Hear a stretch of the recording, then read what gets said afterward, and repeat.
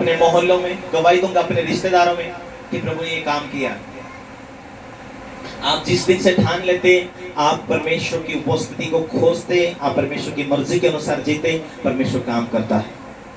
बोलो प्रभु यीशु मसीह की हालेलुया। पहला कुरिन्थी 6:11 में लिखा है, जो प्रभु की संगति में रहता है वो उसके साथ एक आत्मा हो जाता है। जो प्रभु की उपस्थिति में एक साथ आप रहोगे तो एक आत्मा हो जाओगे। प्रभु आपकी सुनेगा, आप प्रभु की सुनेंगे, क्यों काम नहीं होंगे। हालेलुया। उसके संग में जीवन व्यतीत करने से वो हमारी सुनता है, हम उसकी सुनते हैं।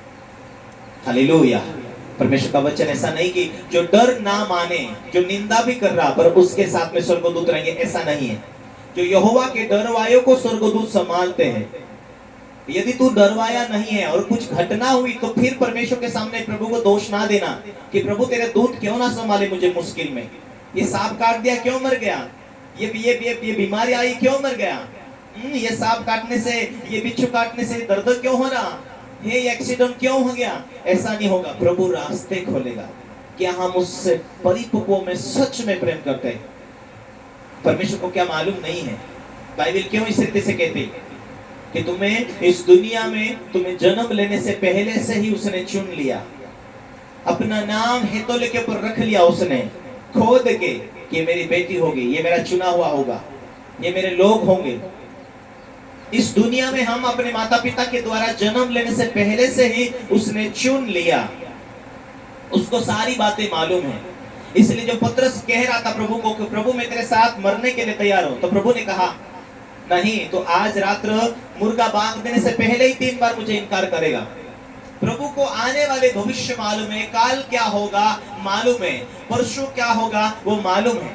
लेकिन परमेश्वर की आत्मा को भी मालूम है, जो इसीलिए वो विनता कराने के लिए तुम्हें संदेश देता है कि शैतान इसलिए इस रीति से प्लानिंग कर रहा है, तो प्रार्थना कर ताकि शैतान के काम नाश हो। Hallelujah, hallelujah, hallelujah. कुछ लोगों को मालूम होता है वो प्रार्थना, थोड़े पर प्रार्थना करते पवित्र आत्मा दिखा देता है, वो प्रार्थना करने में असफल रहते हैं, शैतान उस काम को पूरा करता है। लेकिन वो प्रार्थना स्थिर होकर वचनों के द्वारा आत्मिक तौर से करके शैतान की युक्तियों से वो अनजाने नहीं होते और वो फाइट करते, तो शैतान के काम खत्म होते। Hallelujah, hallelujah. आने वाले दिनों में यीशु मसीह से आने से पहले दुनिया के अंदर तरह तरह की बीमारी दुनिया में बढ़ेगी, आने वाली है। तो इसीलिए विश्वासी लोगों को मजबूत होना है। उस टाइम में आप मजबूत होंगे, आप लोगों को सहारा देंगे। उस टाइम में आप परमेश्वर की आत्मा से परिपूर्ण होंगे, लोगों को आप सहारा देंगे। Hallelujah, hallelujah. एक बार मुझे दम की शिकायत हुई, मेरा उपवास प्रार्थना चल रही थी, जबकि मेरे खानदानी में पूरे परिवार में दम की शिकायत थी। और ऐसा हुआ कि पहली बार में जब दवाखाने में गया तो चंगा हो गया, अच्छा हो गया। दूसरी बार और कुछ टाइम के बाद में श्वास का प्रॉब्लम हुआ, फिर दवाखाने में गया और दवाखाने में डॉक्टर ने बोला जो मैंने इलाज करना था कर लिया, आप मैंने बोला कोई दूसरा दवाखाना बताओ। तो उसने कहा दूसरा दवाखाना भी यही जो मैंने इलाज किया, इस दम का जो शिकायत है उससे कोई भी दूसरा इलाज नहीं। मैं डर गया, अब मैं क्या करूं। मैं बच्चों को ढूंढने लगा, आप मेरी श्वास निकल रही, मैं मरने लगा, ऐसा होने लगा मेरे जीवन में। फिर मैंने परमेश्वर को कहा प्रभु तू यदि दया नहीं करता तो पहले मुझे चुनता नहीं था, मैं तो तेरा दास हूँ, तूने मुझे सेवकाई के लिए चुना। प्रभु तू दयालु है। मैंने प्रार्थना किया, मैंने कहा यीशु मसीह के नाम है बीमारी में तुझे बांधता हूँ, ऐसा भी मर रहा, अब मैं फाइट करूँ। मैं प्रार्थना करने के लिए बहुत सारी दिक्कत हो रही, पर मैं विश्वास किया प्रभु मुझे बचाएगा, प्रभु मैं तेरी सेवकाई में अधिक आगे बढ़ूंगा। मैं घोषणा किया, मैं डरा नहीं, उससे फाइट किया। मैं तेरी शक्तियों को, तेरे प्रभाव को नष्ट करता हूं, बीमारी तेरी शक्तियां नष्ट हो जाए। मैं विश्वास करता हूं मेरा प्रभु जीवित रखेगा मुझे, मेरा प्रभु मुझे इस बीमारी से छुड़ाएगा। मैं विश्वास किया, मैं उम्मीद किया, मैं डांटा उस बीमारी को, तुरंत मैं ठीक होने लगा, तुरंत मेरे जीवन में चंगाई आने लगी। हालेलुया। क्या आप ऐसी स्थिति में उस बीमारी से फाइट करोगे? ऐसी हालात में आप अंदर से विश्वास रखोगे? हालेलुया। इसीलिए आत्मिक दुनिया की गहरी बातों को समझने के लिए हमेशा प्रभु के दास के संपर्क में रहना। आधी रात आप लोग फोन कर सकते हैं, पास्टर जी ये हालत है, ये बातें हैं, ये बीमारी है, ये समस्या है।